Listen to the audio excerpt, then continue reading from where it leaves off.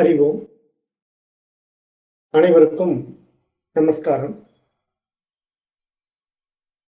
இன்றைக்கு பார்க்க இருக்கின்ற பாடம் அபரோக்ஷ அனுபூதி. இந்த அபரோக்ஷ அனுபூதியில கடந்த வகுப்புகள்ல நம்ம ஒரு 62 ஸ்லோகங்கள் பார்த்து முடிச்சோம். இன்றைக்கு நம்ம 63வது ஸ்லோகத்திலிருந்து ஆரம்பிக்கலாம்.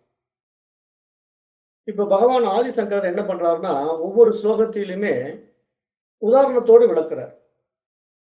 இப்ப கடந்த ஸ்லோகத்துல கூட நம்ம வேதாந்த பாடங்களுடைய அடிப்படையில தங்கம், களிமண்ணு, அப்புறம் ஆகாயத்தினுடைய நீல நிறம், அப்புறம் கம்பத்தில் தெரிகின்ற மனிதன், பாலைவனத்தில் தெரிகின்ற காணல் நீர் அப்படின்னு நிறைய ஓமானங்களோட நமக்கு கடந்த பாடங்கள்ல சுட்டி காட்டினார்.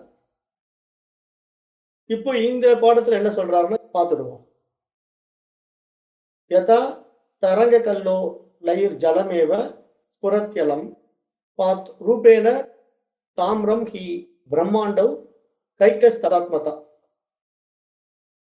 இந்த 63வது ஸ்லோகத்துல என்ன சொல்றார் அப்படின்னா, எவ்விதம் கடலில் தோன்றுகின்ற அலைகளில் நீர் மட்டும்தான் இருக்கின்றதோ, அந்த நீர்தான் அலைகளாக காட்சி அளிக்கின்றதோ, அது மாதிரியே செம்பு உலோகத்திலே எப்படி பாத்திரங்கள் செய்யப்பட்டு பாத்திரங்களாக காட்சி அளிக்கின்றதோ, அவ்விதமே அந்த பிரம்மமே தன்னுடைய மாயா சக்தியினால் இந்த உலகமாக காட்சி அளித்துக் கொண்டிருக்கின்றது என்பதாக சுட்டி காட்டுகின்றார்.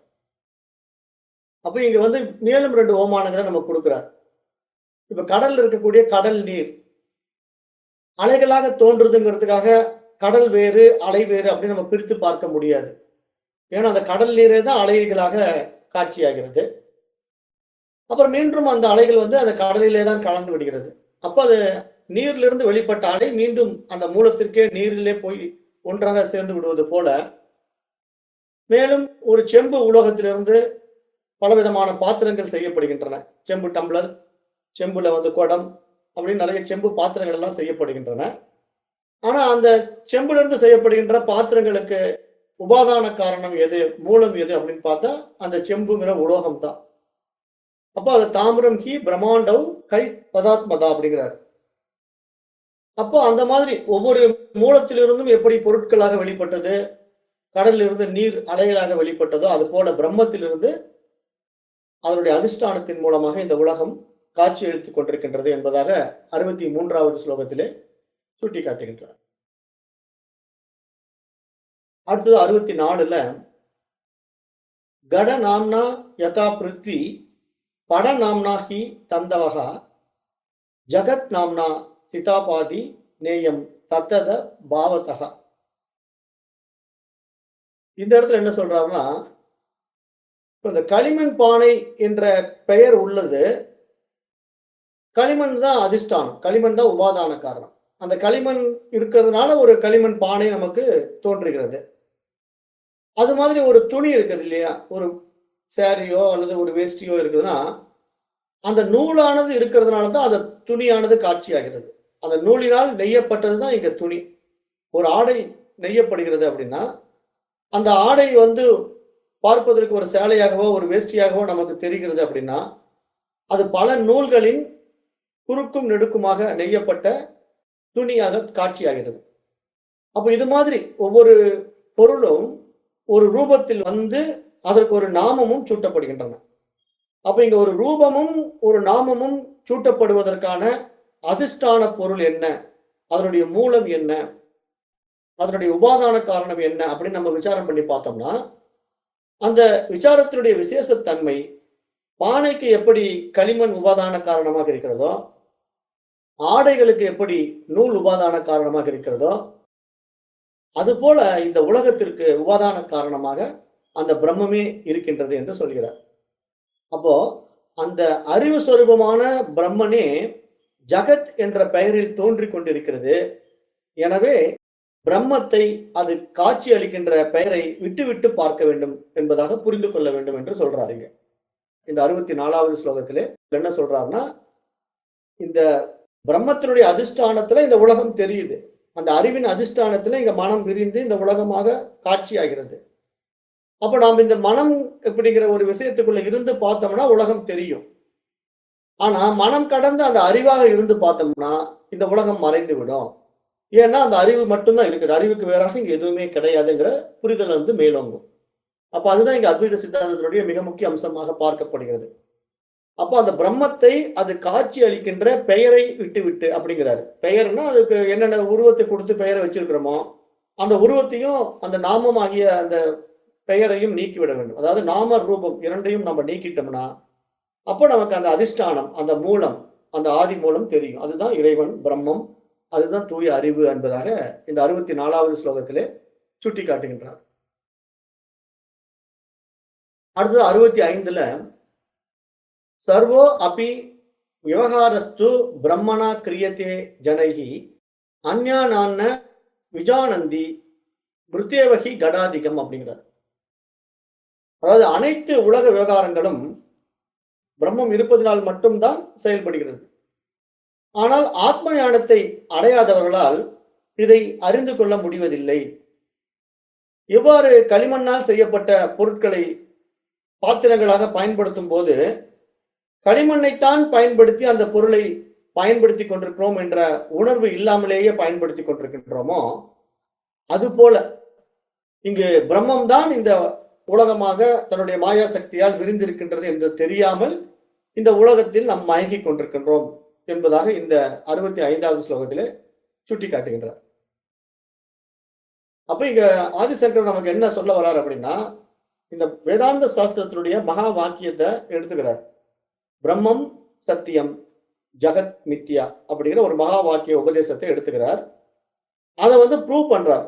எப்படி பிரம்மம் சத்தியமா இருக்குது, இந்த ஜகத் எப்படி மித்தியாவாக இருக்கிறது. அப்ப இந்த ஜகத் அப்படிங்கிற இந்த உலகம், இந்த பிரபஞ்சம் எப்படி படைக்கப்பட்டிருக்கிறது, எதனுடைய அதிஷ்டானத்திலே இந்த பிரபஞ்சம் நமக்கு தெரிகிறது அப்படிங்கிறத விளக்கம் கொடுக்கும்போது அதற்கான பல ஓமானங்களை வேதாந்த சாஸ்திரங்களில இருந்து எடுத்து நமக்கு வெளிப்படையாக சுட்டி காட்டுகிறார். அப்படிதான் ஒவ்வொரு ஸ்லோகத்திலையும் சொல்லிக்கிட்டே வரார். நிறைய ஓமானங்களை கொடுத்துக்கிட்டே வரார். இப்ப இதுலயும் அததான் சொல்றார். அனைத்து உலக விவகாரங்களுக்கும் மனிதர்களால் செய்யப்படுகிறது அப்படின்னு பார்த்தா அதனுடைய அதிஷ்டானம் எங்க இருக்குது, அந்த பரமன், அந்த அறிவு தான். ஆனா இந்த ஆத்ம ஞானத்தை அடையாதவர்களுக்கு அந்த அறிவின் அதிஷ்டானத்தில் தான் இந்த உலகம் இயங்கிக் கொண்டிருக்கின்றது, இந்த உடல் இயங்கிக் கொண்டிருக்கின்றது, இந்த மனம் இயங்கிக் கொண்டிருக்கின்றதுங்கிறது தெரியறது இல்லை. ஏன்னா இவங்க என்ன பண்ணிட்டாங்கன்னா நானுங்கிற அந்த உடல் அபிமானத்தையும் மனசையும் பற்றி கொண்டிருக்கிறார்கள். ஏன்னா இவர்களுக்கு இந்த ஆத்ம ஞானம் தெரியாததுனால தன் உடலையே நான் என்பதாக அபிமானித்துக் கொண்டு நான் நான் என்று அந்த நானே செயல் செய்கின்றேன், நானே இதற்கு கர்த்தா, நானே இதற்கு போக்தா, நான் தான் இதை அனுபவிக்கிறேன் அப்படின்லாம் சொல்லிக்கிறாங்க. ஆனா அது அவருடைய அறியாமை. காரணம் என்ன, அவர்களுக்கு ஆத்ம ஞானம் இல்லாததுதான் காரணம் அப்படின்னு சொல்றாரு. அதற்கு ஒரு ஓமானம் சொல்றாரு. எப்படின்னா, இப்ப சாதாரணமா வீட்டுல பெண்மணிகள் ஒரு பானையை எடுத்து பாத்திரத்துல சமையல் செய்யறாங்கன்னா, அந்த பானையை எடுத்து சமையல் செய்து கொண்டிருக்கின்றவர்கள் அந்த பானை களிமண்ணால் தான் செய்யப்பட்டிருக்கின்றத அந்த விஷயத்தை மறந்து போய் அவங்க அந்த காரியத்தில் ஈடுபட்டு கொண்டிருக்கிறார்கள். அதனுடைய அதிஷ்டானத்தை பத்தி அவங்க கவலைப்படல. அவங்களுக்கு இப்ப பானைகளை வேலையானா போதும், அந்த பானை மூலமா நம்ம அந்த பாத்திரத்தை பயன்படுத்தி அதற்குண்டான சமையலை செய்தா போதும், அது எதுல செய்யப்பட்டிருக்கிறதெல்லாம் இப்ப நமக்கு முக்கியம் இல்லைங்கிற அந்த கண்ணோட்டத்துல அவங்க எப்படி அந்த பாத்திரங்களை எல்லாம் கையாளுகிறார்களோ, அது போலத்தான் இங்கு உலகத்தை அதனுடைய அதிஷ்டானத்தை பற்றி தெரிந்து கொள்ளாமல் கையாண்டு கொண்டிருக்கின்றார்கள் அப்படிங்கிற ஒரு ஓமானத்தை இங்க 65வது ஸ்லோகத்திலே சுட்டி காட்டுகின்றார். அடுத்தது 66ல காரிய காரணதா நித்தியமாஸ்தே கடமிருத்தோர் யதா ததைவ ஸ்ருதி யுக்திபியாம் பிரபஞ்ச பிரம்ம நோரிகா. அதாவது பானைக்கும் களிமண்ணுக்கும் காரிய காரண சம்பந்தம் என்றென்றும் இருக்கிறது. அதுபோல ஜகத்துக்கும் பிரம்மத்திற்கும் இதே சம்பந்தம், அதாவது இந்த காரண காரிய சம்பந்தம் ஸ்ருதியில் யுக்தி மூலமாக நிலைநாட்டப்பட்டிருக்கின்றது. இதிலிருந்து காரணம்தான் காரியத்தில் இருக்கும் என்ற விதிப்படி ஜகத்தாக பிரம்மம்தான் காட்சி அளிக்கிறது என்பதாக இங்கு சுட்டிக்காட்டுகிறார். அதாவது இங்க என்ன சொல்ல வர்றாருன்னா, ஒரு காரண காரிய வாதத்தை எடுத்துக்கிறார். இப்ப காரணம்ங்கிறது என்ன, இந்த பானைக்கு உபாதான காரணமா எது இருந்தது, மண் இருந்தது. அப்ப மண்ணு தான் காரணம், காரியம் பானை. அதே மாதிரி ஒரு ஆடை எடுத்துக்கிட்டோம் அப்படின்னா, அந்த ஆடை நெய்யப்படுவதற்கு முன்னாடி அதற்கு காரணம் என்னவா இருந்தது? நூல் தான் அதற்கு காரணம். நூல் இருப்பதனால் தான் ஆடை உண்டாகி இருக்க முடியும். அப்போ அந்த நூல் தான் உபாதான காரணம். அப்ப நூல் காரணம், துணி காரியம், மண் காரணம், பானை காரியம். இது மாரி காரண காரிய விஷயங்களை எடுத்துக்கிறாரு. அது மாதிரியே இந்த ஜகத்துக்கும் பிரம்மத்திற்கும் ஒரு சம்பந்தம் இருப்பதாக ஸ்ருதியில் சொல்லப்பட்டிருக்கிறது. அது யுக்தி மூலமாக நிலைநாட்டப்பட்டிருக்கின்றது. ஸ்ருதியெல்லாம் வேதத்திலே இதைப் பற்றி கூறப்பட்டிருக்கிறது. காரண காரிய சம்பந்தத்தை வேதம் சொல்கிறது. ஆனால் அந்த வேதம் சொல்கின்ற விஷயத்தை யுக்தி பூர்வமாக தீர விசாரித்து இதுதான் சரி அப்படின்னு ஒரு யுக்தி பூர்வமான விசாரணையை மேற்கொண்டு அதை நிலைநாட்டி இருக்கிறார்கள். நிலைநாட்டப்பட்டிருக்கின்றது அப்படிங்கிறதை எடுத்து சொல்றார். அப்படி பார்க்கும்போது காரணம்தான் காரியத்தில் இருக்கும் என்ற விதிப்படி இந்த உலகமாக பிரம்மம் தான் காட்சி அளிக்கிறது அப்படிங்கிறத புரிந்து கொள்ள வேண்டும் என்பதாக சொல்றார். அப்ப நாம அதை நன்றாக இங்க உள்ள வாங்கி இந்த உலகத்தை எப்படி பார்க்கணும்? பரமனா பார்க்கணும். நாம உலகத்தை பரமனா பார்க்காம உலகமா பார்த்துட்டு இருந்தோம்னா நமக்கு இருமைகள் இருக்கத்தான் செய்யும். ஏன்னா இப்ப நம்ம வேதாந்த பாடங்களை படிச்சு உள்வாங்கும் போது ஒரு நல்ல புரிதலுக்கு வந்துட்டா அதனுடைய ஆழமான உண்மை என்ன சொல்லுது? இருப்பது இறைவன் மட்டுமே. அவ்வளவுதான். ஒரே வார்த்தை. ஒருமைத்தன்மையை மட்டும்தான் வேதாந்த சாஸ்திரம் பேசும். இருமைகளை பற்றி சாஸ்திரம் இந்த வேதாந்தம் பேசவே பேசாது. நான் ஒருத்தர் இருக்கிறேன், அவன் ஒருத்தர் இருக்கிறான், பிரம்மம் ஒன்று இருக்கு, ஜீவன் ஒன்று இருக்கு அப்படிங்கிறதெல்லாம் வேதாந்தம் பேசாது. அது துவைதிகள் பேசிக் கொண்டிருப்பார்கள். இங்க அத்வைத சித்தாந்தத்துல இருப்பது இறைவன் மட்டும்தான். அப்ப அந்த இறைவனுடைய அதிஷ்டானத்துல இந்த உலகம் விரிந்திருக்கிறது. அந்த உலகம் எப்படி விரிந்திருக்கிறது? ஏற்றி வைக்கப்பட்ட எண்ணங்களினாலே மனதினாலே இந்த உலகம் விரிந்திருக்கிறது. அப்ப இந்த காரியம் இந்த உலகமாக நம்ம பார்க்கின்ற இத்தனை விஷயங்களும் எதனுடைய காரணத்துல இருக்குதுன்னா அந்த அறிவின் அதிஷ்டானத்திலே அந்த பரமனின் அதிஷ்டானத்திலே காட்சியாகிறது என்பதாக இந்த 66வது ஸ்லோகத்திலே சுட்டி காட்டுகின்றார். அடுத்தது 67ல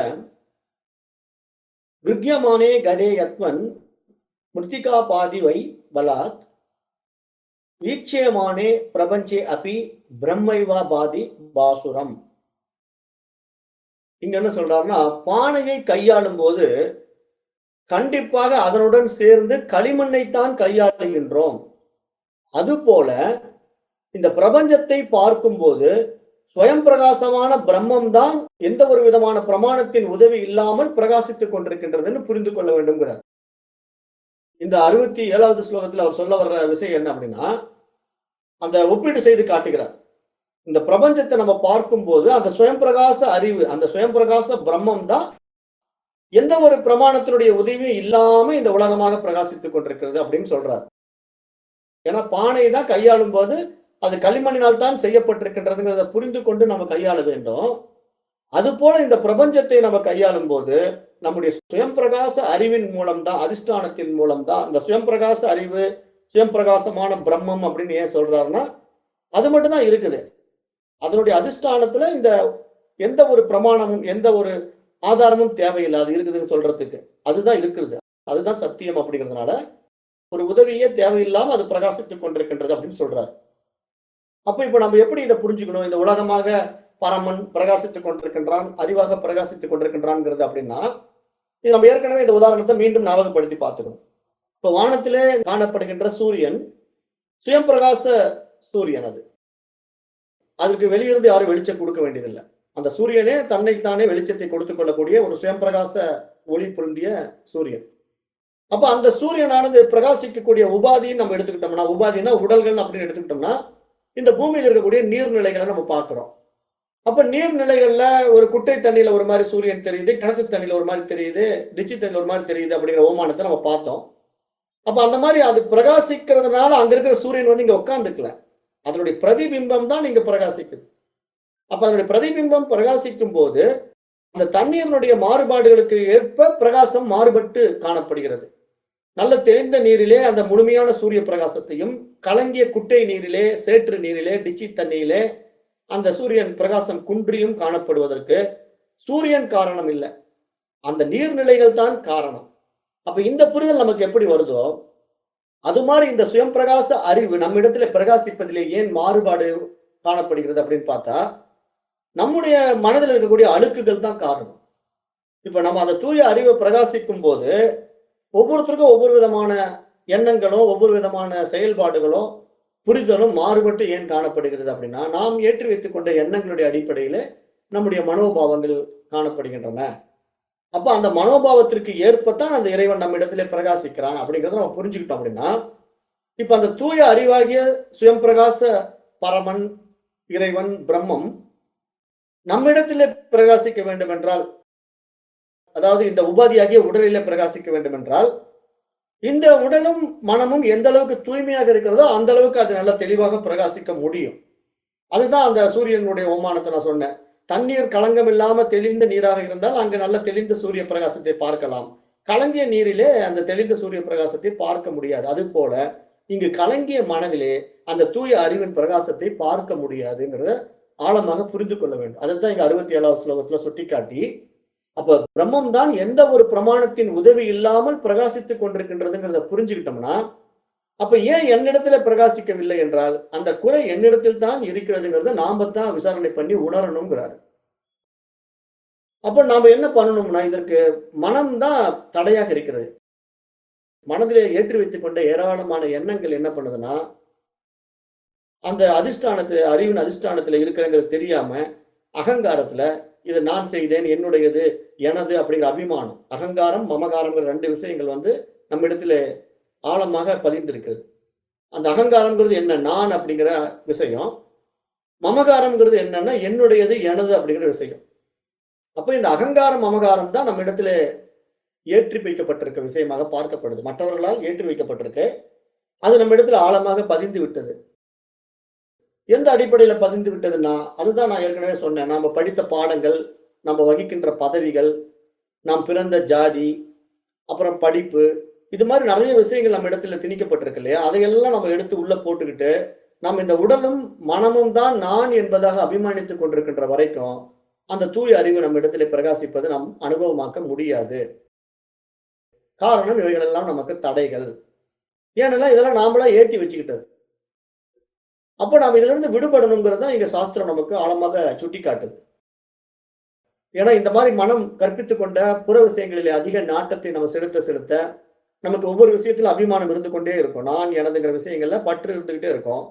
அந்த பற்றற்ற தன்மைக்கு நம்ம போக மாட்டோம். ஏன்னா எதையாவது ஒண்ணு பிடிச்சுக்கிட்டு இது என்னதும்போம், அப்புறம் என்னுடையதுன்னு அடம் பிடிப்போம். அப்புறம் நான் அப்படின்றது ஈகோவோட இது நான் தான் இதை செய்யறேன் அப்படின்னு சொல்லுவோம். அப்புறம் நான் இப்படி படிச்சிருக்கிறேன், இந்த பதவி வகிக்கிறேன், நான் அப்படிப்பட்டவன் இப்படிப்பட்டவன் நம்மளை பெருமை அடிச்சுக்கக்கூடிய நிலைப்பாட்டில் இருக்கிறதுனாலதான் நம்ம இடத்துல அந்த தூய அறிவு பிரகாசிப்பதை நாம் உணர முடியாமல் இருக்கிறோங்கிறத இங்க மீண்டும் மீண்டும் வலியுறுத்தி கொண்டே வருகிறார். அதற்காக நிறைய ஓமானங்களை கையாளுகிறார். நிறைய வேதாந்த சாஸ்திரத்தினுடைய ஓமானங்களை எல்லாம் எடுத்து கையாண்டு நமக்கு எப்படியாவது புரிய வைக்கணும்னு பார்க்கிறார். அடுத்தது 68வது ஸ்லோகத்துல என்ன சொல்றாருன்னா, சதைவாத்மா விசுத்தோ அபி ஹயசுத்தோ பாதிவை சதா யதைவ திவிவிதா ரஜ்ஜு நானின அக்ஞானினோ நிசி. அதாவது எவ்விதம் ஒரு கயிறானது பாம்பாகவும் கயிறாகவும் 2 விதமான கண்ணோட்டங்களால் பார்க்கப்படுகிறதோ, அதுபோல பிரம்மமானது தூய்மையானதாகவும் தூய்மையற்றதாகவும் காட்சியளிக்கின்றது. இந்த வேற்றுமைகள் பார்ப்பவனின் அறிவை பொறுத்து அமைகின்றது. ஆத்ம ஞானத்தை உடையவனுக்கு தூய்மை உள்ளதாகவும், அறியாமை நிலையிலே இருக்கின்றவனுக்கு தூய்மையற்றதாகவும் அது காணப்படுகிறது என்பதாக இங்கு சுட்டிக்காட்டுகின்றார். அப்ப நம்ம இந்த இடத்தை எப்படி புரிந்து கொள்ளணும்? நம்ம ஏற்கனவே கயிறு பாம்புங்கிற ஓமானத்தை நம்ம இங்க எடுத்தவர் மீண்டும் நமக்கு சுட்டி காட்டுறார். அந்த கயிற்றில் தெரியக்கூடிய பாம்பு அந்த ஓமானத்தை எடுத்துக்கிறார். இப்ப கயிறு மட்டும்தான் அங்க இருக்கு. பாம்பு எப்படி வந்துச்சு? அந்த கயிறை வந்து நம்ம பாம்பா கற்பனை பண்ணிக்கிறோம். மனசு வந்து அந்த இடத்துல அது சுருண்டு வளைஞ்சு அப்படி அதனுடைய முடிச்சு வந்து வெளியே நீட்டிக்கிட்டு நிக்கிறத பார்த்த உடனே, ஒரு பாம்பு அப்படியே சுருண்டு படுத்து படம் எடுத்து நின்றுட்டு இருக்கும் போல் இருக்கு அப்படிங்கிற மாதிரி ஒரு கற்பனை நம்ம மனசுக்குள்ள வந்துடுது. அந்த கயிற்றினுடைய விஷயத்தை பார்த்து மனசு உடனே பாம்பா அதை கற்பித்துக் கொண்டு அதை பாம்புன்னு நினைச்சுக்கிட்டு பதறுது கயிற்றை பார்த்து. காரணம் என்ன? அதற்கான மங்கிய வெளிச்சம், நல்ல வெளிச்சம் இல்லை அந்த இடத்துல. அதனால ஒரு மங்கிய வெளிச்சத்துல கயிற்றை பாம்பாக நாம பார்த்து மயங்குவது போல இங்க நம்முடைய அஜ்ஞானத்தினால, இப்ப நம்ம இடத்துல வந்து நல்ல பிரைட் அறிவாற்றல் இல்லை. நல்ல தூய்மையாக பிரகாசிக்கக்கூடிய அந்த அறிவாற்றல் இல்லாததுனால மங்கிய அறிவை வைத்துக்கொண்டு அஜ்ஞானத்தினாலே அறியாமையினாலே நாம் எப்படி பார்க்கிறோம்? இந்த இறைவன் தெரியாம இந்த உலகம் தெரிவதாக பார்த்து கொண்டிருக்கிறோம். பரம் தெரியவில்லை. இந்த உலகம் தான் தெரியுது. ஏன்னா உலகம் பரத்தின் மீது ஏற்றி வைக்கப்பட்டிருக்கிறது தெரியாம, பாம்பு எப்படி கயிற்றின் மீது ஏற்றி வைக்கப்பட்டிருக்கிறது நம்ம தெரியாம பாம்பு பாம்புன்னு பதறிக்கிட்டு இருக்கிறோம். அப்ப நம்ம அதுல இருந்து விடுபடணும்னா அதுக்கு என்ன செய்யணும்? அந்த அஜ்ஞான இருளை நம்ம நீக்கணும். நமக்கு என்ன பிரச்சனை அங்க இருக்குன்னா, வெளிச்சம் சரியா இல்லாததுனால தான் அது பாம்பா கயிறா அப்படின்னு நம்மளால கன்ஃபார்ம் பண்ண முடியல. அப்ப அந்த இடத்துல அதை உறுதிப்படுத்துறதுக்கு நம்ம என்ன பண்ண வேண்டியதா இருக்கு? புறத்துல இருந்து ஒரு வெளிச்சம் தேவைப்படுது இல்லையா? அப்ப நம்ம என்ன பண்றோம்? யாராவது ஒரு டார்ச் கொண்டு வாங்க அல்லது ஒரு விளக்கு கொண்டு வாங்கன்னு கேட்கிறோம். அப்ப ஒருத்தர் டார்ச் லைட் கொண்டு வராரு. உடனே அந்த டார்ச் லைட் எடுத்து போட்டு பார்க்கிறோம். போட்டு பார்த்த உடனே அந்த டார்ச் லைட் வெளிச்சம் விழுந்த உடனே தான் தெரியுது. அது பாம்பு இல்ல, கயிறு தான். அதை கன்ஃபார்ம் பண்ணிட்டேன். அந்த கயிறு அப்படி சுருண்டு படுத்துக்கிட்டு இருக்கிறதுனால நமக்கு பார்க்கிறதுக்கு பாம்பு மாதிரி இருந்திருக்குது. அதனால பயந்துகிட்டு அந்த பக்கம் கிராஸ் பண்ணி போறதுக்கு தயங்கி நின்றுட்டு இருந்தேன். இப்ப டார்ச் வெளிச்சத்துல அதை பார்த்துட்டேன். அது பாம்பு கிடையாது, கயிறு தான் அப்படின்னு எப்படி நம்ம உறுதிப்படுத்துறோமோ, அது மாதிரி இப்ப நம்ம இந்த புற வெளிச்சத்தின் மூலமாக அதை தெரிந்து கொண்ட மாதிரி, இங்க அக வெளிச்சத்தின் மூலமாக நம்ம அந்த ஆன்மாவை, அந்த அறிவை தெரிந்து கொண்டோம்னா, அந்த அறிவின் மீது ஏற்றி வைக்கப்பட்டிருக்கின்ற இந்த உலகம் மறைந்து விடும் அப்படின்னு சொல்றார். ஏன்னா கயிற்றின் மீது ஏற்றி வைக்கப்பட்ட பாம்பு எப்படி மறைஞ்சுது?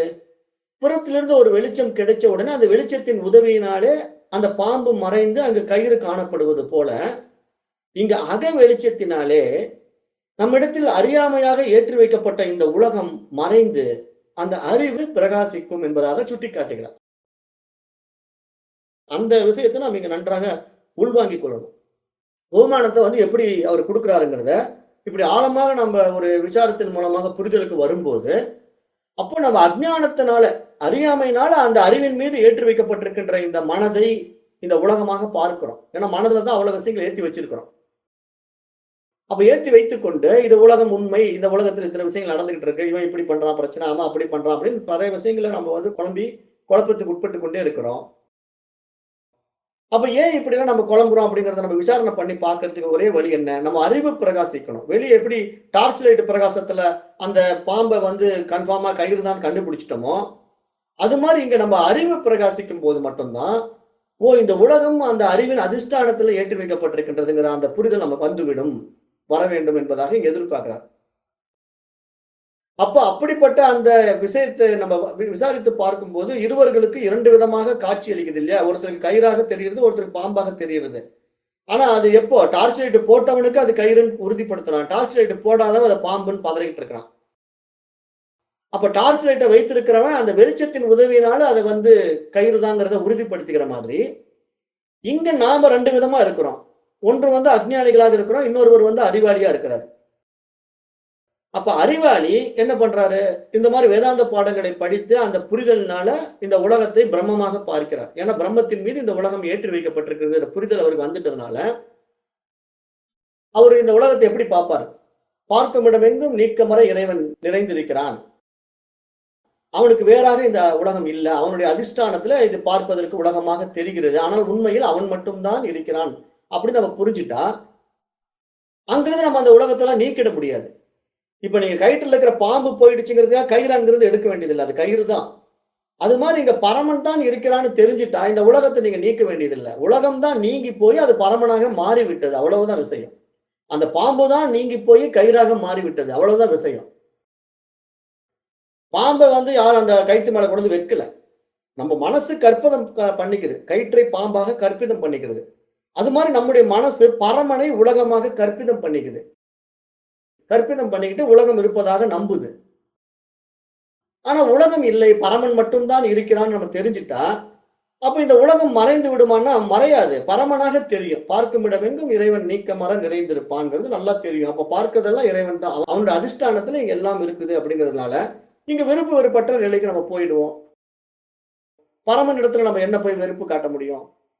அவனுக்கு நம்ம ஏதாவது வேணுமான்னு கேட்கவும் முடியுமா? ஒண்ணும் நம்ம இங்க கொடுக்கறதுக்கு ஒண்ணும் இல்லை, கேட்கறதுக்கு ஒண்ணும் இல்லை. ஏன்னா அதுதான் எல்லாமா இருக்குதுன்னு தெரிஞ்சிட்ட பிறகு இங்க தேவையும் ஒன்றும் இல்லாம போயிடுது, அதுக்கு கொடுக்கணுங்கிற அவசியம் இல்லாம போயிடுது. அந்த புரிதல் வந்துடும்.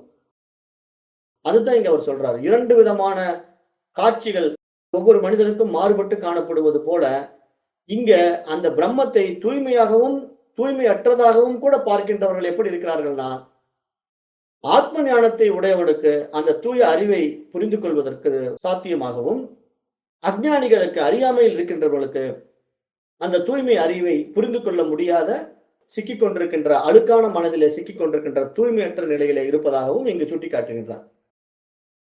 இங்க தூய்மையற்றது அப்படிங்கிற அந்த 2 விஷயத்தை அவர் எப்படி இங்க பொருத்தி காட்டுறார் அப்படின்னா, அந்த சுயம்பிரகாச அறிவை புரிந்து கொண்டவன் தூய்மையான நிலையை பார்க்கிறான். ஆனா அந்த சுயம்பிரகாச அறிவை புரிந்து கொள்ளாதவன் மனதளவில் சிக்கிக் கொண்டிருக்கிறான்னா, அவன் தூய்மையற்றதாகத்தான் இருக்கிறான். தூய்மையற்றதாகத்தான் எல்லாவற்றையும் பார்ப்பான். ஏன்னா அவன் மனதளவுல சிக்கிக்கிட்டு இருக்கும்போது மனம் அழுக்காகத்தான் இருக்குது. அப்போ அந்த அறிவு அங்க பிரகாசிக்க வாய்ப்பு இல்லை என்பதாக இந்த 68வது ஸ்லோகத்திலே இப்படிப்பட்ட ஒரு ஓமானத்திலே சுட்டி காட்டுறார். அந்த அறிவை நம்ம எப்படி அனுபவமாக்கணும் அப்படிங்கிறதுக்கான நிறைய விஷயங்கள் நமக்கு உதாரணமா சொல்லிட்டே வராரு. ஏன்னா இந்த பாடத்திட்டத்தினுடைய தலைப்பே அபரோட்ச அனுபூதி, அந்த நேரடி அனுபவம். அதாவது அந்த பரமனை, அந்த பரம்பொருளை நாம் நேரடியாக எப்படி அனுபவமாக்குவது அப்படின்னா, அந்த நேரடி அனுபவம் நமக்கு உண்டாகுவதற்கான தடைகள் என்ன இருக்குதோ அந்த தடைகளை எல்லாம் நாம் தகர்க்கும் போதுதான் அந்த இறைவன் நமக்கு நேரடி அனுபவத்துக்கு வருவான். இல்லைன்னா நமக்கு எப்படி நேரடி அனுபவம் ஆகும்? நமக்கு தான் நிறைய தடைகள் இருக்கு. மனசே மிகப்பெரிய தடை, புலன்களும் மிகப்பெரிய தடை. அப்ப அதெல்லாம் அவருக்கு சுட்டிக்காட்டி புலன்களுடைய அஜ்ஞானத்தையும் புலன்களுடைய சக்தியையும் இங்க ஒப்பிட்டு காட்டுறாரு. இந்த புலன் தப்பு தப்பா தான் பார்க்கும். போன பாடத்திலே சொன்னார் இல்லையா? கடந்த செய்யுள்ல என்ன சொன்னாரு? 2 நிலவா தெரியும். 2 நிலவு எப்படி தெரியும் வானத்துல? கண்ணு குறைபாடு உள்ளவனுக்கு 2 நிலவா தெரியும். அப்ப அந்த 2 நிலவா தெரிவதற்கு புலன் தான் பிரச்சனையே தவிர நிலவு அங்க பிரச்சனை இல்லை. வானத்தில் இருக்கக்கூடிய நிலவு ஒண்ணுதான். ஆனா பார்க்கின்ற பார்வையில இவனுக்கு தான் பார்வை பிரச்சனை. அது மாதிரி இங்கேயும் புரிதல்ல நம்ம உள்ளதான் பிரச்சனை. நம்ம எப்படி புரிஞ்சுக்கிறோங்கிறத ஒருத்தருக்கு ஒருத்தருக்கு ஏன் வித்தியாசமா இருக்குன்னா, அவர் புரிந்தது போல என்னால் புரிந்து கொள்ள முடியவில்லை அப்படின்னா, அந்த புரிதலுக்கு போதுமான சக்தி நம்ம இடத்துல இல்லை. அதை புரிந்து கொள்வதற்கான அந்த அதீத ஆற்றலை நம்ம உருவாக்கவில்லைங்கிறது நம்ம இங்க ஏற்றுக்கொள்ளணும். ஏன்னா இப்ப மெச்சூரிட்டி அப்படிங்கிறது எல்லாருக்கும் ஒரே மாதிரி இருக்கிறது இல்லை இல்லையா? குழந்தைகளே நம்ம பார்க்கிறோம். அந்த குழந்தைகள் வளர்ந்து வருகின்ற பருவத்துல ஒவ்வொரு குழந்தையும் ஒவ்வொரு மாதிரி வளர்ந்து வரும். அதனுடைய மெச்சூரிட்டிங்கிறது மாறுபட்டு தான் காணப்படும். அப்ப அது எப்படிப்பட்ட அனுபவங்களை உண்டாக்கி கொண்டு வளர்கிறதோ, எப்படிப்பட்ட வாய்ப்புகள் அதற்கு கிடைக்கின்றதோ அந்த சந்தர்ப்பத்திலே அது அறிவு வளர்ச்சியில மாறுபட்டு காணப்படுவது போல இங்கு மனிதனும் இவ்வாறு மாறுபட்டு காணப்படுகின்றான். ஒவ்வொருவனும் ஒவ்வொரு விதமான புரிதலோடு இருக்கின்றான். அதற்கு என்ன காரணம்னா, அவன் ஏற்கனவே ஏற்றி வைத்துக் கொண்ட அஞ்ஞான எண்ணங்கள் தான் காரணம் என்பதாகவும் இங்கு சுட்டி காட்டுகின்றார். அப்ப அது நம்ம நன்றாக புரிந்து கொண்டு இந்த பாடத்திட்டத்துல பயணிக்கணும்.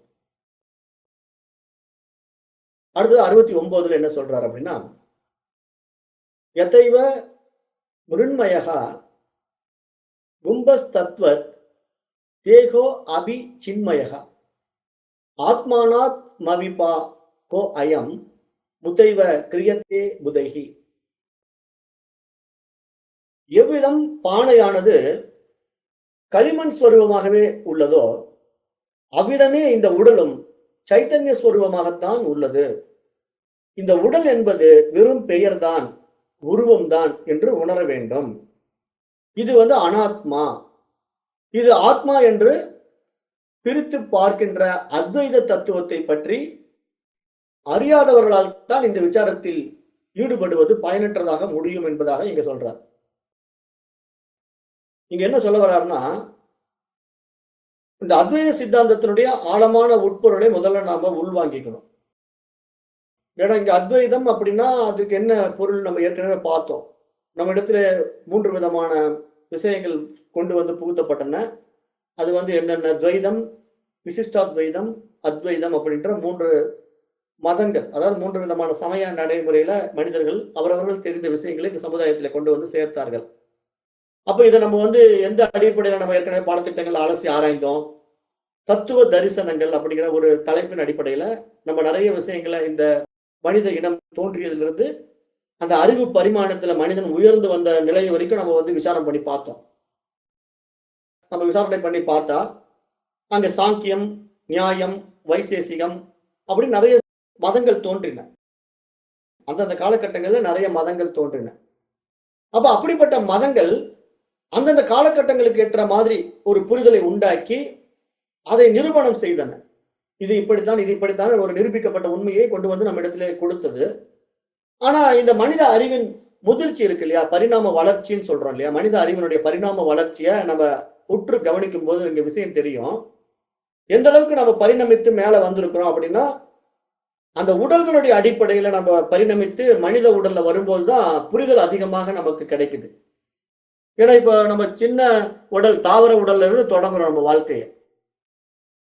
நம்ம வந்து ஓரறிவு தாவரத்துல தொடங்கிய நம்முடைய வாழ்க்கை, ஈரறிவு, மூன்றறிவு, நான்கறிவு, ஐந்தறிவு, ஆறறிவுன்ட்டு அப்படியே அறிவு பரிமாணத்துல நம்ம பயணம் பண்ணி, இன்றைக்கு நம்ம 6ஆம் அறிவு பரிமாணத்துக்குள்ள வந்திருக்கிறோம் அப்படின்னாலும், எடுத்த உடனே அந்த 6ஆம் அறிவு பரிமாணம், பகுத்தறிவு தன்மை நம்ம இடத்துல மேலோங்கி இல்ல. ஏன்னா நம்ம ஆதியில ஒரு காட்டுவாசியாத்தான் வாழ்ந்தோம். மனிதனாக பிறந்திருந்தாலும், ஆதி மனிதனுடைய வாழ்க்கை முறை எடுத்தீங்கன்னா, ஒரு மிருகம் போல தான் வாழ்ந்தோம்.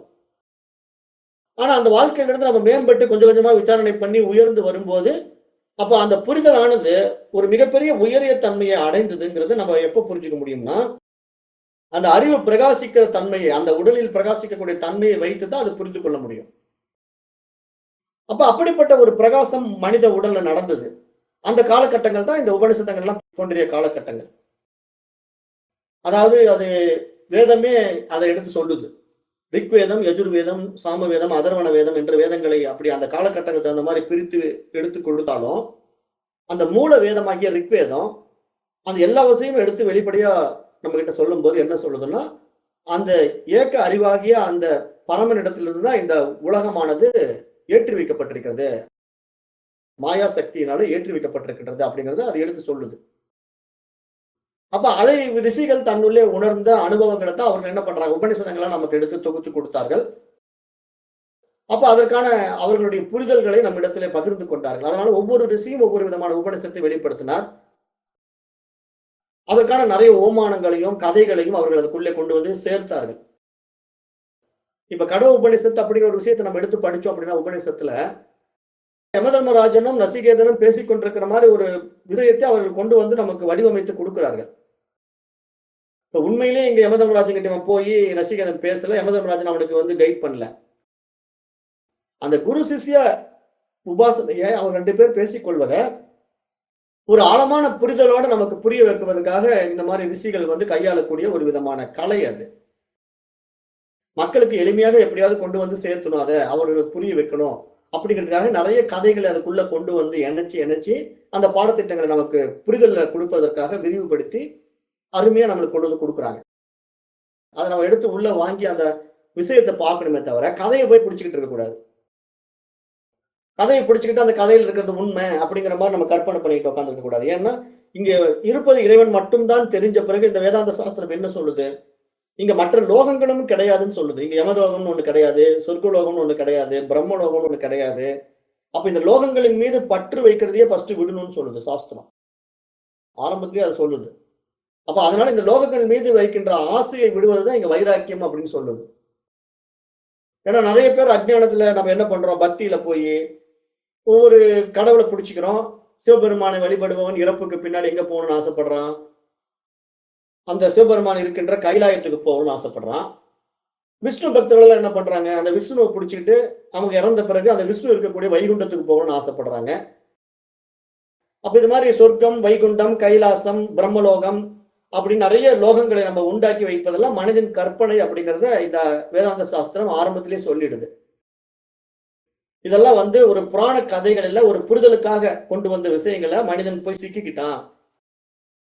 ஏன்னா அவர்கள் கதைகள சொன்னா கதைகள்ல தான் சுவாரஸ்யத்த காட்டுறானே தவிர, அந்த கதையில இருக்கக்கூடிய கருத்தை எடுத்துவதற்கு யாரும் தயாரா இல்ல.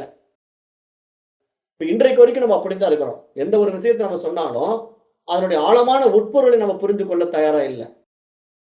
அதில் சொல்லப்பட்ட விஷயங்கள்ல உண்மைய நம்ம உணர தயாரா இல்ல. அதை வைத்துக்கொண்டு இன்னும் அடுத்தது என்ன மாரி அடுத்த இதுக்கு போலாங்கிற ஆசை தான் நமக்கு வருதே தவிர, அந்த புரிதல் வரமாட்டேங்குது. அதத்தான் ஞானிகளும் ரொம்ப வருத்தப்படுறாங்க. இந்த புராண கதைகள நம்ம மனிதனுக்கு எதுக்காக குடுத்தோம்னா, அந்த கதைகளின் வாயிலாகவாவது அவன் புரிந்து கொண்டு அறிவு பரிமாணத்துல உயரட்டும்னு பார்த்தோம். ஆனா அவர்களெல்லாம் கதையில தான் போய் சிக்கிக்கிட்டாங்களே தவிர, அந்த அறிவு பரிமாணத்துல உயர மாட்டேங்கிறாங்க அப்படின்னு வருத்தப்படுறாங்க. அதுதான் நெறைய காலகாலமா நடந்துகிட்டு இருக்கு. இன்றைக்கு வரைக்கும் நம்ம அஞ்ஞானிகளாக இருப்பதற்கு அதுவும் ஒரு காரணமாகவும் இருக்குது. அப்ப இதுல ரொம்ப புரிதலோட வெளியே வரக்கூடியவர்கள் ஒரு சிலர் தான். ஏன்னா அவர்கள் வந்து ஆழமாக இதை விசாரணை பண்ணி பார்க்கறாங்க. எப்படி இந்த வேதம் இதை சொல்லுது? இதுக்கு என்ன ஆதாரம்? இது எதை மூலமாக வைத்து இது சொல்லுது? இது எந்த அடிப்படையில நம்புறது? அப்படிங்கிற ஆராய்ச்சிகளுக்குள்ள டீப்பா போனோம்னா, இப்ப அந்த ரிஷிகள் வந்து தான் அடைந்த அனுபவத்தை நமக்கு உபனிஷத் வடிவத்துல குடுக்கிறத, அவங்க சொல்லக்கூடிய விஷயங்கள் அவ்வளவு பிரமாதமா நிரூபிக்கப்பட்ட உண்மையாக நமக்கு ஞான காண்டத்துல தெளிவுபடுத்திட்டு போயிடுறாங்க. அந்த ஞான காண்டத்தை தான் எடுத்து தொகுத்தவர் தான் வியாசர் எடுத்து சொல்றாரு. அந்த ஞான காண்டத்தை வியாசர் என்ன பண்றாருன்னா, நிறைய ரிஷிமார்கள் கொடுத்த அந்த உபநிஷதங்கள் எல்லாம் எடுத்து தொகுத்து பிரித்து அவர் அதற்கான விளக்க உரைகளாக கொடுத்ததுதான் இன்னைக்கு நம்ம இன்றைய வம்சாவளியில நம்ம இதை பயன்படுத்தி கொண்டிருக்கிறோம். அப்ப இதுக்காகவே அந்த ரிஷி தோன்றி அந்த காரியத்தை செய்திருக்கிறார். அப்ப நம்ம இதெல்லாம் எப்படி பார்க்கிறோம் அப்படின்னா, அந்த விஷயத்தை நம்ம எப்படி புரிந்து கொள்ளணும் அப்படின்னா, அந்த ஒரே அறிவு இருக்கு இல்லையா, பரமாத்மா, அவர் என்ன பண்றாருன்னா, தன்னை தான் அறிவதற்கான அறிவு பரிமாணத்தை உண்டாக்குறார். முதல்ல அவர் தன்னை தெரிந்து கொள்ள விரும்புகிறார். தன்னை தெரிந்து கொள்வதற்கான பரிமாணத்தை அவர் வந்து உண்டாக்கும் போது அதற்கு அவருக்கு உடல் தேவைப்படுது. அப்ப அந்த உடலை தான் அவர் என்ன பண்றாரு, ஒரு அறிவு தாவரத்துல தொடங்கி ஆரம்பிக்கிறார் ஃபர்ஸ்ட். அப்ப அந்த தாவர உடல்ல ஒரே ஒரு புலன் தொடு உணர்வு மட்டும் இருந்தாலும் அவர் தன்னை தெரிந்து கொள்ள முடியல. அப்ப அடுத்த புலன்கள் 2 புலன்கள் வருது, 3 புலன்கள் வருது, 4 புலன்கள், அப்படியே புலன்கள் அதிகமாக அதிகமாக அந்த படைப்பின் அம்சமானது பெருகிக் கொண்டே வருகிறது. புலன்கள் அடிப்படையில அறிவாற்றல் விரிந்து கொண்டே வருகிறது. அப்ப அது ஒரு அறிவு, 2 அறிவு, 3 அறிவு பயணம் பண்ணி 6ஆம் அறிவு பரிமாணத்தில மனித நிலைக்கு வரும்போதுதான் அந்த 6ஆம் அறிவை ஏற்றுக்கொள்ளக்கூடிய பிரத்யேக உடலும் கிடைக்குது மனிதனுக்கு. அப்படிதான் ஹார்ட்வேர் டெவலப் ஆயிருக்கு. ஏன்னா ஒரு அறிவு தாவரத்தில் இருக்கக்கூடிய அந்த டெக்னாலஜியை நம்ம நவீன கம்ப்யூட்டரோட ஒப்பிட்டு பார்க்கலாங்கிறதெல்லாம் நான் ஏற்கனவே உங்களுக்கு எக்ஸ்பிளனேஷன் கொடுத்துருக்கிறேன். இப்ப இந்த கம்ப்யூட்டர் வேர்ல்டுல இப்ப நம்ம இருக்கிறோம்னா, இன்னைக்கு ஹை ஸ்பீடு ஐல வரக்கூடிய சிஸ்டத்தை நம்ம யூஸ் பண்ணிட்டு இருக்கிறோம். i7, i8, i9ங்கிற மாதிரி போயிட்டு விண்டோஸ் ஆப்ரேட்டிங் சிஸ்டம் 10, 11 இப்படி போயிட்டு இருக்குது. ஆனா ஆரம்பத்துல வெறும் 386 ஒரு சிஸ்டம் வந்தது. கம்ப்யூட்டர்ல முதல் வந்து நம்ம அனுபவத்துக்கு கையில வீட்டுல யூஸ் பண்ற மாதிரி ஒரு கம்ப்யூட்டர் வந்து வெறும் 386 தான். அந்த 386 வந்து ஒரு டைப்ரைட்டர் மாதிரி தான். டைப்ரைட்டர் மாதிரி நம்ம இங்க டைப் பண்ணுவோம், ஸ்கிரீன்ல எழுத்துக்கள் தெரியும். அந்த எழுத்துக்களை நம்ம பிரிண்டர்ல கொடுத்து பிரிண்ட் எடுக்கிற ஒரு டைப்பிங் மிஷின் மாதிரி யூஸ் பண்ணிட்டு இருந்த ஒரு கம்ப்யூட்டர் நம்ம தொடங்குற அந்த டெக்னாலஜி இன்னைக்கு எப்படி நம்ம ஐபோன்ல மொபைல் லெவலுக்கு வந்து நிக்குது. அந்த மொபைல் டெக்னாலஜில நம்ம இன்னைக்கு எல்லாமே பாக்குறோம் இல்லையா, வேர்ல்டு வைடு நம்ம நடக்கிற அத்தனை விஷயங்களும் வீடியோல பாக்குறோம், வீடியோல சாட் பண்றோம். எதுக்கு நான் சொல்றேன்னா, மனிதர்களாக நம்மிடத்திலே புற அறிவு வளர்ச்சியை நம்ம பார்த்து பிரமிக்கிறோம் இல்லையா, புற அறிவு வளர்ச்சியை பார்த்து பிரமிக்கிறோம். இவ்வளவு பிரம்மாண்ட வளர்ச்சியை மனிதன் அடைந்திருக்கிறான் அப்படின்ட்டு.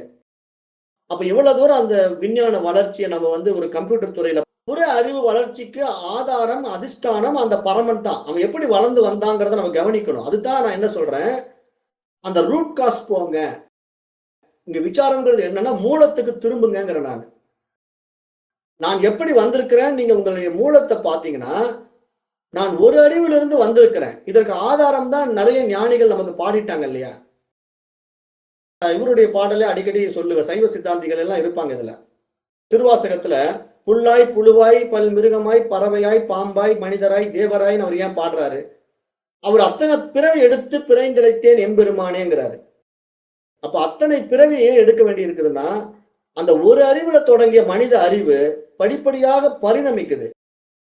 அது பரிணமித்து இத்தனை பிறவிகள்ல வந்து 6ஆம் அறிவு பரிமாணத்துல வந்தாலும் எல்லாராலும் அந்த அறிவை அனுபவமாக்க முடியாது. ஏன்னா அந்த அறிவு பிரகாசிக்கும் தன்மைக்கு இந்த உபாதி உண்டாக்கப்பட வேண்டும். அப்ப நம்ம வந்து அதுக்குத்தான் நான் சொன்னேன், கலங்கமற்ற நீரிலே அந்த சூரிய பிரகாசம் எப்படி ஆனந்தமாக பிரகாசிக்குதோ, முழுமையாக பிரகாசிக்குதோ, கலங்கிய நீரிலே எப்படி சரியாக பிரகாசிப்பதில்லையோ, அது போல இங்கு எல்லாரும் மனிதர்கள் தான். ஆனா எல்லா மனிதர்களும் ஏன் அந்த அறிவு பிரகாசிக்க மாட்டேங்குது அப்படின்னா, கலங்கிய மனம்தான் காரணம். அங்க எல்லாமே நீர் தான். சூரியனுடைய பிரகாசம் எல்லாமே நீர் தான். ஆனா எல்லா நீர்லயும் ஏன் பிரகாசிக்க மாட்டேங்குதுன்னா, கலங்கிய நீர் தான் காரணம். கலங்கிய நீர்ல எப்படி அந்த சூரியன் பிரகாசிக்கும்? பிரகாசிக்காது. அப்ப நல்ல நீரா தெளிந்த நீர்ல அந்த சூரியன் பிரகாசிக்கும். அது மாதிரி இங்க மனிதனும் அறிவு பரிமாணத்திலே உயர் பரிமாணத்துக்குள்ள வந்தாலும் 6ஆம் அறிவு பரிமாணத்துல வந்து அவன் தன்னை தான் அறிந்து கொள்வது எப்படின்னா, அந்த பேரறிவே தன்னை அறிந்து கொள்றது. அதற்கான உபாதியை இது பயன்படுத்துது. ஆனா இத்தனை விஷயங்களும் அதனுடைய மாயா சக்தியில நடக்குதுங்கிறது தான் இங்க விஷயமே. இங்க எதுவுமே அது படைக்கல. அது வந்து விர்ச்சுவல் மெமரியில உண்டாக்குது. இப்ப நம்ம கம்ப்யூட்டர்ல எப்படி விர்ச்சுவல் மெமரியில வீடியோ கேம் விளையாடுறோம். இப்ப இந்த விர்ச்சுவல் மெமரியில வீடியோ கேம் விளையாடும் போது பாத்தீங்கன்னா, அந்த கம்ப்யூட்டருடைய டெக்னாலஜில அங்கே ஒரு உலகமே இருக்குது. அந்த உலகத்துல அவங்க பயங்கரமான ஒரு விளையாட்டுல போய் பூந்துக்கிட்டு அப்படி ஒரு ஆனந்தமா விளையாட்டு விளையாடுறாங்க பசங்கள்லாம்.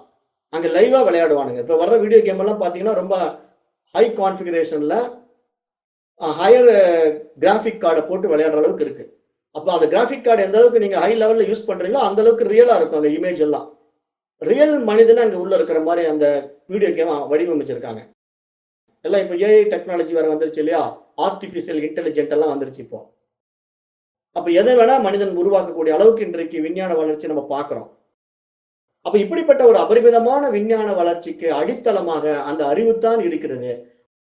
ஆனால் ஏன் அந்த அறிவு இதையெல்லாம் வெளிப்படுத்துகிறதுங்கிறத நீங்க ஆழமா விசாரிச்சு பார்த்தீங்கன்னா, அது தன்னைத்தான் அறிவதற்காகத்தான் இதை செய்து கொண்டிருக்கிறதுங்கிறத நீங்க புரிஞ்சுக்கணும். ஏன்னா இங்க வந்து அந்த மெச்சூரிட்டியை பேஸ் பண்ணி தான் அறிவு தன்னை அனுபவமாக்கும். அப்போ எந்த அறிவு எந்த உபாதியில தன்னை அனுபவமாக்குதுன்னா, அந்த ஒரே அறிவு தூய அறிவு எந்தெந்த உடல் மூலமாக அனுபவமாக்குதோ, மனம் மூலமாக அனுபவமாக்குதோ, அப்ப அந்த இடத்துல அந்த மனமும் உடலும் இல்லாமல் போகுதுங்கிறது தான் இங்க விஷயம். எப்படி இதை நம்ம புரிஞ்சுக்கணும் அப்படின்னா, இப்ப கடல் நீரிலிருந்து நிறைய நீர்க்குமிழிகள் உண்டாகுது. அலைகள் அடிக்கும் போது நிறைய நீர்க்குமிழிகள் உண்டாகுது. அந்த ஒவ்வொரு நீர்க்குமிழியும் தன்னை அந்த கடல் என்று தெரியாம தான் தனித்த நீர்க்குமிழியாக பாவித்துக் கொள்ளுது. ஆனா அப்படி பாவித்துக் கொள்கின்ற அந்த நீர்க்குமிழி வெடிக்கும் போது மீண்டும் அந்த கடல் நீரோட ஒன்றாகி விடுகிறது. அது கடலுக்கு வேறாக இல்லை. ஆனா கடலுக்கு வேறாக எப்ப தெரியுது? அது நீர்க்குமிழியாக உண்டானதுனால நான் கடலுக்கு வேறாக இருக்கிறேன். நான் தனியான ஒரு நீர்க்குமிழியாக அது தன்னை அபிமானித்துக் கொள்வது போல. ஒரு உதாரணம் இது. அது மாதிரி இங்க நாமும் என்ன பண்றோம்? மனம் என்ற ஒரு விஷயத்துக்குள்ள வந்து சிக்கிக்கிட்டு, என்னை இன்னார் இப்படிப்பட்டவன் என்று தனியாக நான் என்னை அபிமானித்துக் கொண்டிருக்கின்றேன். அது கடல் நீரில் இருக்கின்ற நீர்க்குமிழி போல நான் அந்த பரமனின் அறிவின் அதிஷ்டானத்திலே ஒரு மனமாக இருந்து கொண்டிருக்கின்றேன்.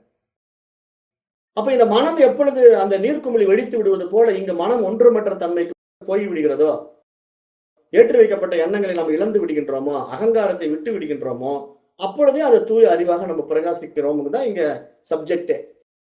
அதைத்தான் இங்க சாஸ்திரம் எடுத்து இவ்வளவு தூரம் எக்ஸ்பிளைன் பண்ணுது. அந்த இடத்துல அந்த நீர்க்குமிழி தன்னை கடல்ல இருந்து தான் வந்தேன். எவ்வளவு பிரம்மாண்ட கடல் நானு. ஆனா அந்த பிரம்மாண்ட கடல்ல இருக்கக்கூடிய நான் ஒரு சின்ன துளியாக ஒரு குமிழி மாதிரி இருக்கிறேங்கிற மாதிரி அது தன்னை தாழ்த்திக்கிச்சு. தாழ்த்திக்கிட்டு என்னுடைய சக்தி இவ்வளவுதான், நான் இந்த நீர்க்குமிழி அளவு தான் இருக்கிறேன், இதுதான் என்னுடைய உருவம் போல் இருக்கு அப்படின்னு அது நம்பிக்கிட்டு இருக்கு. எது வரைக்கும்? அந்த நீர்க்குமிழி வெடித்து அந்த கடலோடு ஒன்றாகிற வரைக்கும் அது அந்த அபிமானத்துல இருக்கும். அது மாதிரி இங்க நாமும் அந்த தூய அறிவோடு ஒன்றாகின்ற வரைக்கும் இந்த தனித்த உடல் தனித்த மனம்ங்கிற அபிமானத்துல இருப்போம். எப்ப நாம அந்த அறிவோடு ஒன்றாகி விடுகிறோமோ அப்ப அங்க தனித்த நீர்க்குமிழி இல்லாமல் போவது போல இங்கு தனித்த மனம் இல்லாமல் போய் விடுகின்றது, தனித்த உடல் இல்லாமல் போய் விடுகிறது. அவ்வளவுதான் விஷயம். ஆனா மீண்டும் அந்த கடலில் இருந்து அலைகளில் நீர்க்குமிழிகள் எப்படி உண்டாகி கொண்டே இருக்கிறதோ அது போல இங்கு உடலும் மனமும் உண்டாக்கி கொண்டே தான் இருக்கும். இதை அழிக்க முடியாது. ஏன்னா இது யாருடையது? அந்த பரமனின் அதிஷ்டானத்திலே இந்த மாயா சக்தி விருந்து கொண்டே இருக்குது. அப்ப இந்த ஆற்றலை, இந்த சக்திங்கிறது ஆற்றல் தான். அது சயின்ஸும் ப்ரூவ் பண்ணுது. இந்த ஆற்றலை ஆக்கவோ அழிக்கவோ முடியாது. ஆனால் ஒரு ஆற்றலை வேறு ஒரு ஆற்றலாக மாற்ற முடியுங்கிற அந்த சயின்ஸ் தியரியை நம்ம நியூட்டன் லாவை எடுத்து இங்க கம்பேர் பண்ணி பார்த்தா கூட, இப்ப நாமெல்லாம் ஒரு ஆற்றல் மயமா தான் இருக்கிறோம். அந்த மாயா சக்தியினுடைய ஆற்றல் மயம். அது எப்படி இருக்கிறோம்? என்ன மாதிரி ஆற்றல், என்ன மாதிரி சக்தி நம்ம இடத்துல? மனோசக்தி தான். அப்ப அந்த மனோசக்தியை நம்ம வந்து கண்டுபிடிச்சு, நான் அஜ்ஞானத்தினால நிறைய விஷயங்களை ஏத்தி வைத்துக்கிட்டு, நான் அந்த அறிவிடமிருந்து என்னை பிரித்து வைத்துக் கொண்டிருக்கின்றேங்கிற புரிதல் வந்துட்டா, நாம என்ன பண்ணுவோம்? நம்முடைய தனித்துவத்தை இழந்து விடுவோங்கிறது இங்க விஷயம். அப்ப இழந்துட்டா அந்த அறிவாக நான் பிரகாசிக்கிறது நமக்கு தெரியும். அப்படி அந்த அறிவு தன்னை இந்த உடலில், மனதில் உணர்ந்து கொண்டால், அந்த உடலும் மனமும் இனி பிறவிக்கு வராது. அவ்வளவுதான். அதுதான் இங்க கான்செப்ட். அப்ப யாரெல்லாம் இங்க பிறவா பெருநிலை அடைகிறார்கள் அப்படின்னா, மனமற்ற நிலையில் வருகின்றவர்கள் பிறவா பெருநிலை அடைகிறார்கள். மனமற்ற நிலையை நம்ம அடைகிறதுக்கு என்ன வழின்னா, அதுதான் இங்க இத்தனை விஷயம் சொல்லி கொடுத்துட்டே வர்றாரு. இதெல்லாம் ஓமானம், இதெல்லாம் எக்ஸாம்பிளா எடுத்துக்கங்க. இங்க மனம் தான் அஜ்ஞானத்தினால சிக்கிக்கிட்டு இப்படி எல்லாம் ஏற்றி வைத்துக் கொண்ட எண்ணங்கள்ல நான் எனதுங்கிற அபிமானத்துக்குள்ள போய் மாட்டிக்கிட்டு இருக்கு. அங்க நீ எதுவுமே இங்க செய்யறது இல்ல, நீன்னு ஒருத்தர் கிடையாது, அதுதான் இருக்குது அப்படின்னு சொல்லிக்கிட்டே இருக்கிறாரு. அத மனசு அக்செப்ட் பண்ணாதானே நம்ம அந்த ஆன்மாவை அனுபவமாக்க முடியும். நம்முடைய மனசு வந்து அதை அக்செப்ட் பண்ண மாட்டேங்குது, ஏத்துக்க மாட்டேங்குது. ஏன்னா இது தனித்துவமாக பிரிந்து விட்டதுனால, இதை தன்னை தனித்துவப்படுத்திக் கொள்ளதான் பார்க்குது. இறைவனை வேறாகத்தான் பார்க்குது. அப்படி வேறாக பார்க்கின்ற வரைக்கும் இங்கு இருமைகள் இருக்கத்தானே செய்யும். அப்ப இருமைகள் இருக்கக்கூடிய மனதில எப்படி இறைவன் பிரகாசிப்பான்ங்கிறது தான் இங்க கான்செப்ட். அப்ப இதைத்தான் நம்ம மீண்டும் மீண்டும் சொல்றோம். அந்த இருமைகள் இல்லாத மனதில் தான் இறைவன் பிரகாசிப்பான். அப்ப இருமைகள் இல்லாத மனம் எப்போ உண்டாகும்னா, தன்னை அது இழக்கும் போதுதான் உண்டாகும். இருமைகள் எப்ப போகும்னா, மனம்ங்கிறது ஒண்ணு இல்ல, அங்க அறிவு தான் இருக்குதுங்கிறத நீர்க்குமிழி எப்படி வெடித்து போய் கடல் நீரோட ஒன்றாகி விடுகிறதோ, அது மாதிரி இந்த மனம் தன்னை இழந்து விடும்போது அந்த அறிவோடு ஒன்றாகி விடுகிறது. அவ்வளவுதான். ஆனா இந்த மனசு எங்கிருந்து வந்தது? அதே அறிவினிடத்தில் தான் வந்தது. அந்த நீர்க்குமிழி எங்கிருந்து வந்தது? அந்த நீர்ல இருந்து தான் வந்தது. அப்ப நீரிலிருந்து நீர்க்குமிழியை பிரிக்க முடியாதது போல, அறிவிலிருந்து இந்த மனதையும் பிரிக்க முடியாது. ஆனால் அதனுடைய அதிஷ்டானத்தில் இது இருக்கிறதுங்கிற புரிதல் எதற்கு வர வேண்டும்? மனதிற்கு தான் வர வேண்டும். அந்த நீரிலிருந்து தான் நீர்க்குமிழி உண்டாகி இருக்கின்றது புரிதல் எதற்கு வர வேண்டும்? அந்த நீர்க்குமிழிக்கு தான் வர வேண்டும். நீர்க்குமிழிக்கு வந்தால்தான் அந்த நீர்க்குமிழி தன்னை தனித்துவப்படுத்திக்காது. நான் நான் அந்த நீர்க்குமிழி என்னை தனித்துவப்படுத்திக் கொண்டு நான் சின்னதா பப்புலா இருக்கிறேன், எனக்கு இவ்வளவுதான் சக்தின்னு அது தெரியாம இருக்கிறது போல நாமும் இங்க நம்மளை வந்து ஒரு தனி உருவத்துல அபிமானித்துக் கொண்டு நான் இப்படிப்பட்டவன், இன்னார், என்னுடைய நிலைமை இதுதான் அப்படின்னு நினைச்சுக்கிட்டு இருக்கேன். அது என்னுடைய புரிதல் போதுமானதாக இல்லைங்கிறது தான் விஷயம்.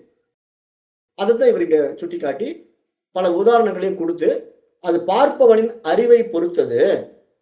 ஆத்ம ஞானத்தை உடையவனுக்கு தூய்மை உள்ளதாகவும், அறியாமையில் இருக்கின்றவனுக்கு தூய்மையற்றதாகவும் இருக்கிறது அப்படின்னு சொல்றாரு. அப்ப இங்க தூய்மையற்றதுங்கிறது எதன் அடிப்படையில் சொல்ல வர்றாருன்னா, மனதின் அடிப்படையில் தான் சொல்ல வர்றாரு. அப்ப மனம் தூய்மையாக இருந்தா அங்க அறிவு பிரகாசிக்கும். மனம் அழுக்கா இருந்தா அங்க அறிவு பிரகாசிக்காது. அப்ப மனம் அழுக்குங்கிறது என்ன?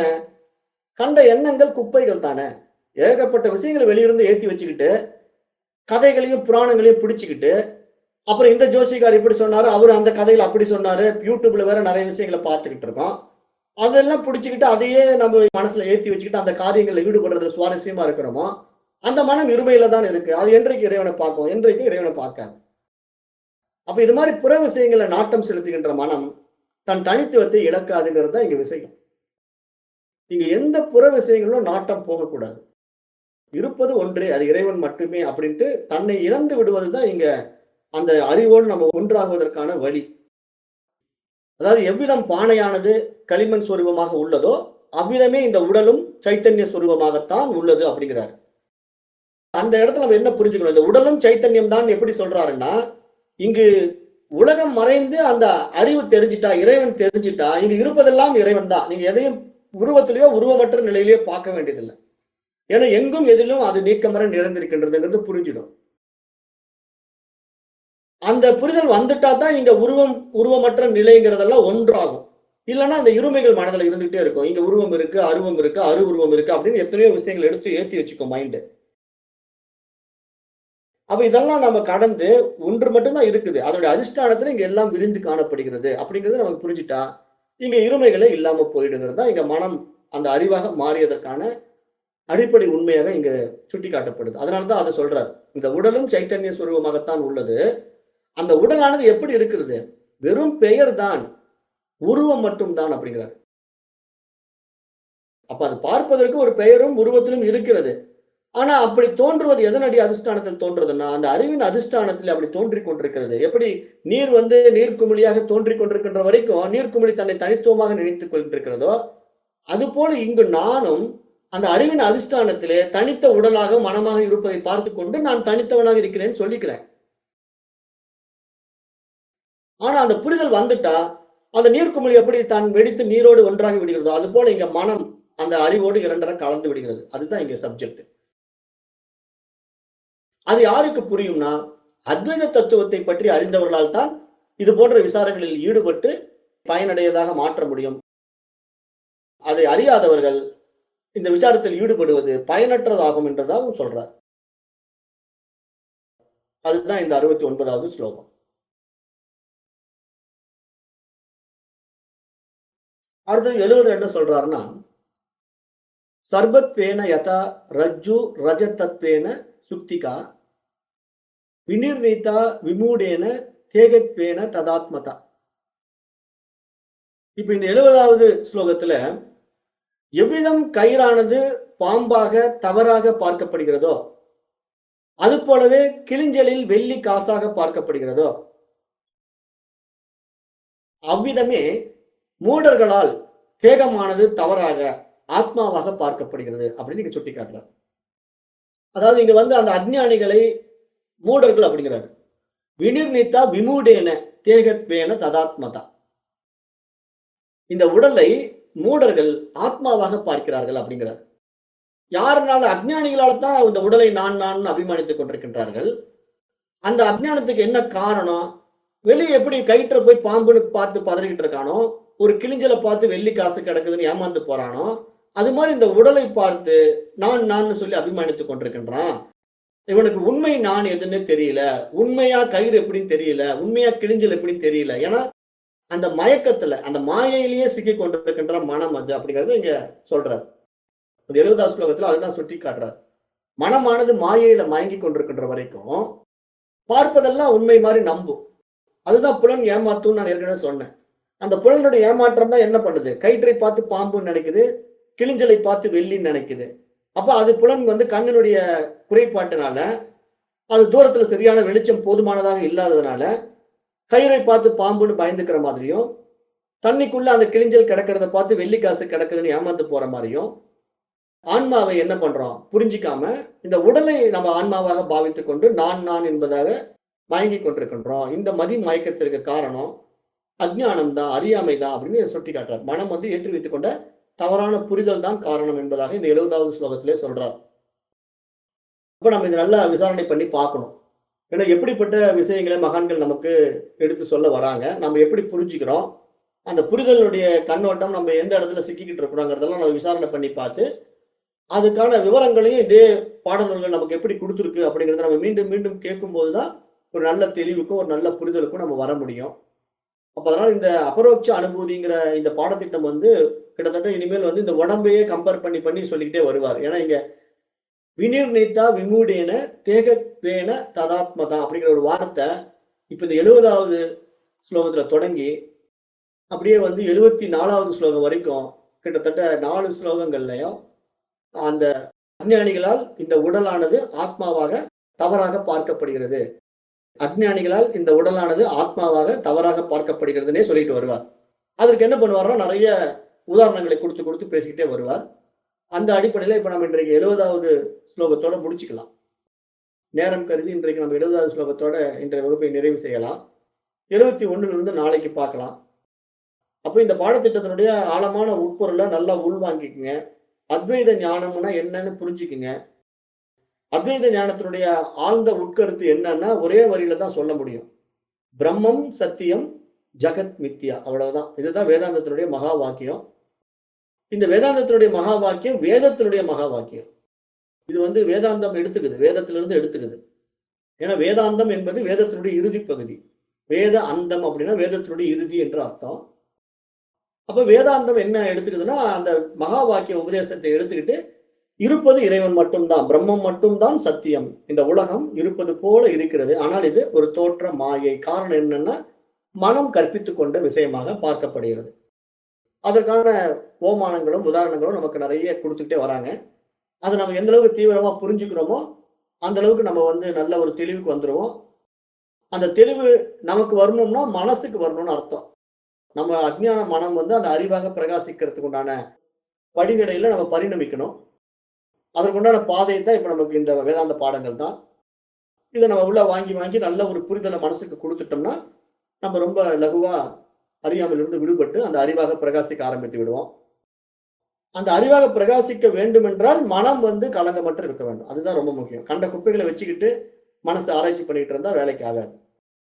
இந்த பாடம் சம்பந்தப்பட்ட விஷயங்களை நம்ம எடுத்துக்கிட்டு இதுல நமக்கு என்ன மாதிரி நம்ம கேட்டதுல சந்தேகம் இருக்கோ அதை தெளிவுபடுத்திக்கிட்டு நம்ம இந்த பாதையில பயணம் பண்ணும்போதுதான் நமக்கு மனம் வந்து ஒரு நல்ல புரிதலுக்கு வந்து லிஃப்ட் ஆகும். ஏன்னா உயர் பரிமாண அறிவா மனசு மாறணும் இல்லையா? அந்த தகுதி அடையணும். அப்பதான் அந்த நிலையில அது தன்னை அனுபவமாக்க முடியும். அந்த தகுதிக்கு இந்த உடல்கள் பரிணமித்து வந்த படிநிலையை பார்க்கும்போது அதற்கு மனித உடல் தான் சரியாக இருக்கிறது என்பதாக ஞானிகள் நமக்கு சுட்டி காட்டுறார்கள். ஏன்னா அதுக்கான ஹார்ட்வேர் வந்து இதுதான். ஒரு நல்ல டெக்னாலஜி இருக்கு இந்த உடம்புல, நல்ல பிரெயின் இருக்கு, நல்ல புரிதல் இதுக்கு தான் குடுக்க முடியுங்கிறதுனால மனித உடல தேர்ந்தெடுக்குது அது. அப்ப மனித உடல்ல தான் இந்த பகுத்தறிவு பரிணாமம் வளர்ச்சி அடைஞ்சிருக்கிறதுனால, இதை வைத்துக்கொண்டு நம்ம நம்மள அறிந்து கொள்ள வேண்டும்னு அந்த ஆன்மா, அந்த அறிவு எதிர்பார்த்து தான் அது இந்த மாரி பிரகாசித்துக் கொண்டிருக்கிறதுங்கிறத நம்ம புரிந்து கொள்ளணும். அப்ப அந்த அறிவு நம்மிடத்திலே பிரகாசிப்பதற்கான ஒரு வாய்ப்பு நம்ம உண்டாக்கி கொடுக்கணும். அதற்கு நாம தான் இங்க முயற்சி எடுக்கணும். ஏன்னா அஞ்ஞான விஷயங்கள நம்ம நீக்கிறதுக்கு நாம தான் முயற்சி எடுக்கணும். நம்மிடத்திலே ஏற்றி வைக்கப்பட்ட தவறான புரிதல்களை எல்லாம் நம்ம நீக்கும்போது தான், நம்ம அந்த அறிவு நம்மிடத்திலே பிரகாசிப்பதை அனுபவமாக்க முடியும். அதுதான் அபரோக்ஷ அனுபூதி அப்படிங்கிறது இந்த பாடத்திட்டத்துடைய தலைப்பாகவும் பார்க்கப்படுகிறது. ஏன்னா அபரோக்ஷ அனுபூதி அப்படின்னா, அந்த அறிவின் நேரடி அனுபவம். அப்ப அத நாம இங்க அனுபவமாக்குறதுக்கான வழிமுறைகள தான் இப்ப வரிசையா பார்க்கிறோம். ஆக இன்றைய வகுப்பை நான் இந்த 70வது ஸ்லோகத்தோட நிறைவு செய்கிறேன். நாளையிலிருந்து 71 பார்க்கலாம். நன்றி. ஓம் தத்சத்.